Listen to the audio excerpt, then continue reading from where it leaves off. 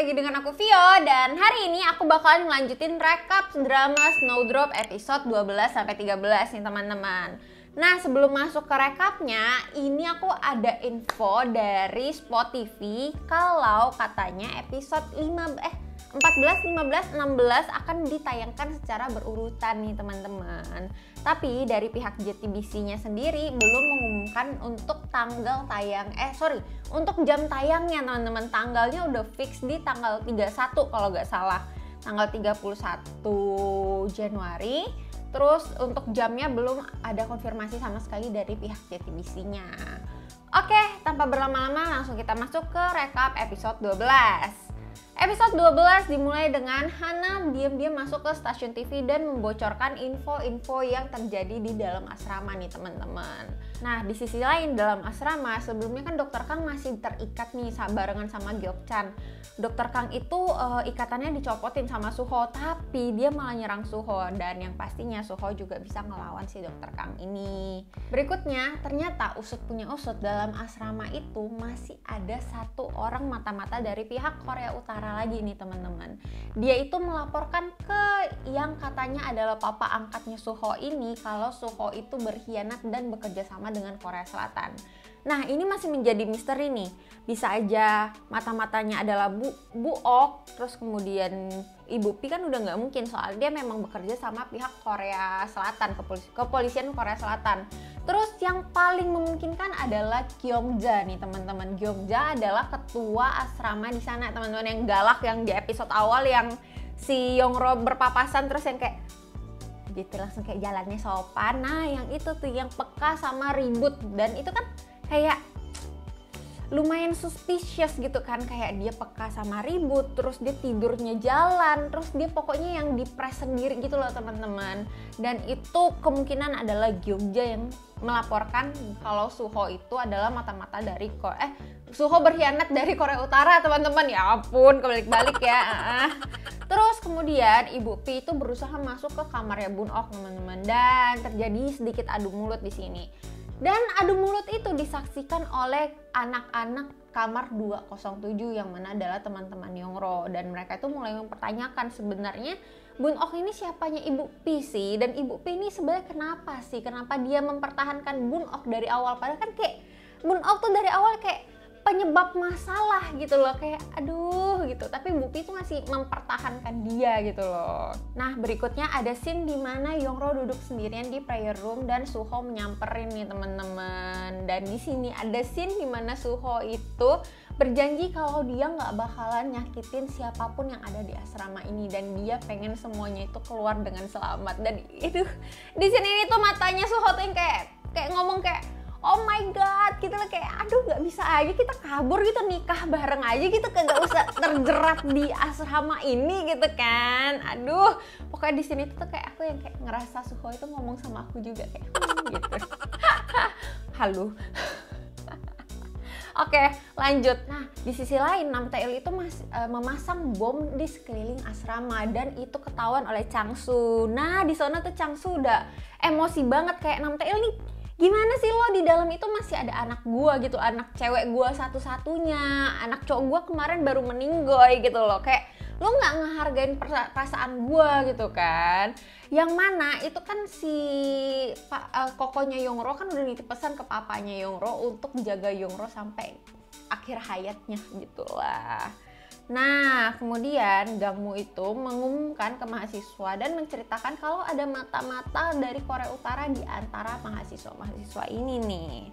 Dan itu membuat mereka menuduh-nuduh nih, dan salah satu yang dituduh itu adalah Bun Ok. Di sisi lain, Suho itu menginformasikan ke Gyeokchan sama Eunchol kalau yang dilaporkan yang berkhianat itu hanya si Suho sendiri, dan Eunchol dan Gyeokchan itu nggak ikut-ikutan, soalnya mereka itu panik bagaimana nasib keluarga mereka di Korea Utara. Dan seperti teman-teman tahu, di Korea Utara kan hukumannya itu biasa 3 keturunan. Jadi misalnya aku berkhianat, yang akan kena hukumannya adalah 1 keturunan di atas aku dan 1 keturunan di bawah aku gitu. Terus di sisi lain usut punya usut, Ibu Oh kan lumayan terhighlight ya yang di sebelumnya, yang dia pegang pistol yang kayak udah keren banget nih, terus pang yang kayak gitu kan. Nah ternyata Ibu Oh itu aslinya dia itu dari Korea Utara juga, tapi dia berhasil melarikan diri ke Korea Selatan nih teman-teman. Tapi nggak cuma apa ya, kayak dia ke Korea Selatan juga hidupnya tuh kayak masih terbawa-bawa dengan suasana di Korea Utara yang waktu itu adalah masa perang. Makanya Bu Ok itu masih kayak beberapa kali sering kena panic attack yang tiba-tiba dia pingsan, tiba-tiba dia sesak nafas gitu. Berikutnya, nah di sisi lain Suho dan Youngro itu sempat ngobrol dan mereka tuh kayak buat salah satu perjanjian lah, di mana izinkan Youngro untuk ketemu sama Changsu nih dan biarkan mereka ngobrol dan pastiin kalau Changsu nggak bakalan ngelukain siapapun yang ada di asrama. Malamnya mereka bertemu melalui pintu belakang, tapi ternyata Changsu itu gimana ya, dia itu terlalu sayang sama anaknya dan dia nggak mau anaknya terluka, jadi dia itu standbyin sniper juga dari belakang buat nembakin Suho pas Suho keluar. Nah sayangnya si rencana Changsu itu nggak berjalan sesuai keinginan dia. Saat timnya Changsu mau nembak Suho itu Youngro itu langsung standby kayak jangan pernah nyakitin dia dan teman-teman saya gitu loh. Dan nggak sengaja salah satu peluru sniper itu kena sama Changsu. Dan ini scene-nya cukup mengharukan sih teman-teman. Cut di scene 12 ya. Masuk ke scene 13 melanjutkan kejadian yang sebelumnya ya.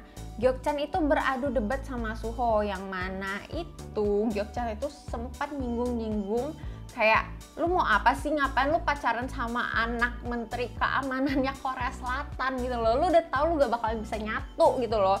Terus pas Gyeokchan ngomong begitu, ternyata dari samping itu Bun Ok itu mendengar semua percakapan itu dan dia itu kayak, woi ternyata Youngro selama ini nipu kita. Dia kayak bilang dia tuh anak pemilik toko beras, tapi ternyata dia anak menteri keamanan gitu loh kayak.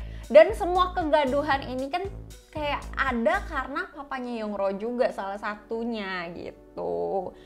Kemudian dari pihak Korea Selatan akan memutuskan listrik di asramanya nih teman-teman, dan semua mahasiswa itu berlarian ke prayer room untuk berkumpul, maksudnya jadi satu. Terus Dr. Kang itu memiliki rencana nih untuk pura-pura menyandra dirinya menggunakan bom supaya si Namtail dan tim itu mundur, nggak melukai siapapun, nggak nyulik siapapun, dan kayak semua yang di asrama tenang dulu gitu. Jadi Dr. Kang itu berusaha buat ngambil hatinya Namtail lagi lah gitu kan. Namtail juga ya namanya udah mabuk kepayang ya sama cintanya si Chungya ya. Jadi dia juga mundur perlahan bersama timnya. Tapi di sisi lain si Pak An, si bapak kepala keamanan kepolisian ini, dia itu ya seperti biasa ya doyan menambah bumbu ke media. Dia itu bilang semua sandera diikat dengan bom dynamite. Ih, pengen nyanyi lagu BTS.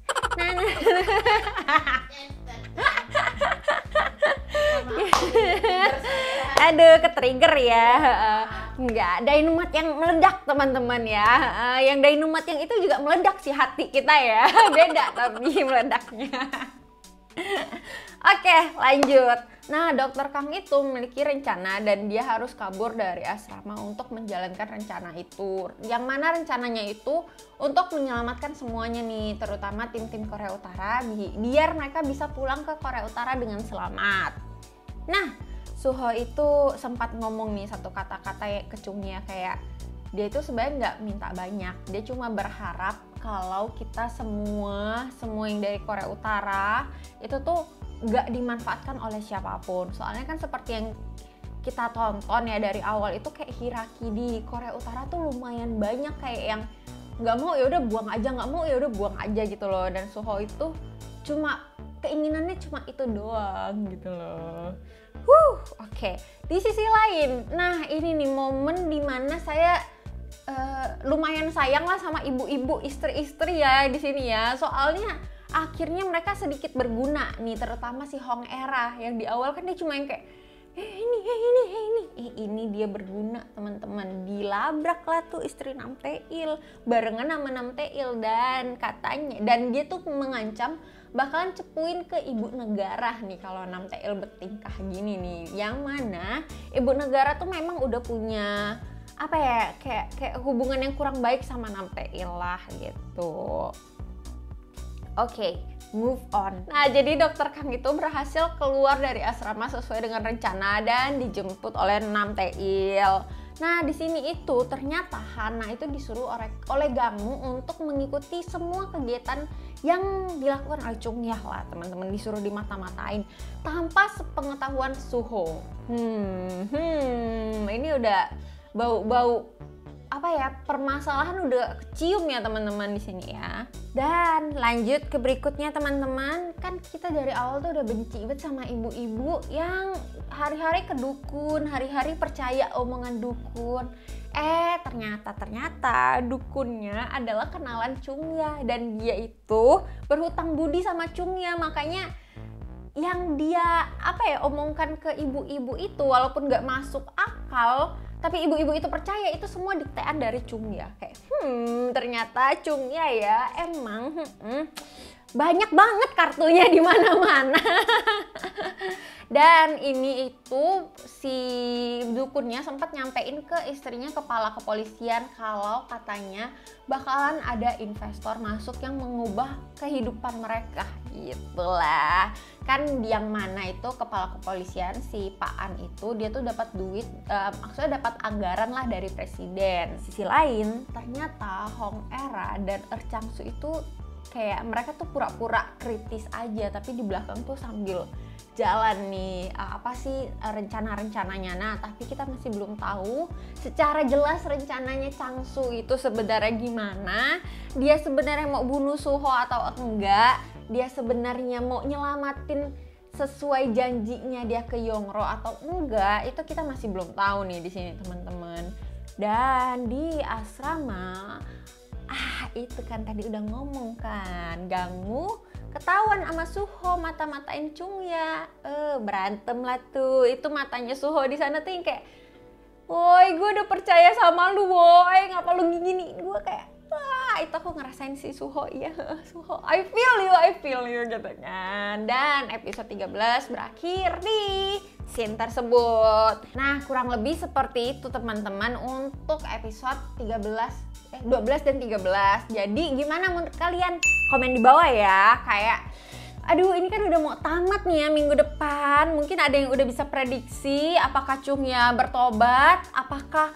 Nah, ini nih sebenarnya agak mencium bau-bau apa ya? Sad ending sebenarnya. Soalnya beberapa kali itu si Gangmu itu kayak sempat nyelip-nyelipin cerita orang Korea Selatan dan orang Korea Utara yang mencintai satu sama lain tapi terpisah gitu loh. Kayak aduh jangan bilang itu selipan-selipan ya, jangan sampai gitu kan. Mungkin itu harusnya kebalikan, Romeo and Julietnya happy ending gitu ya, berharapnya begitu.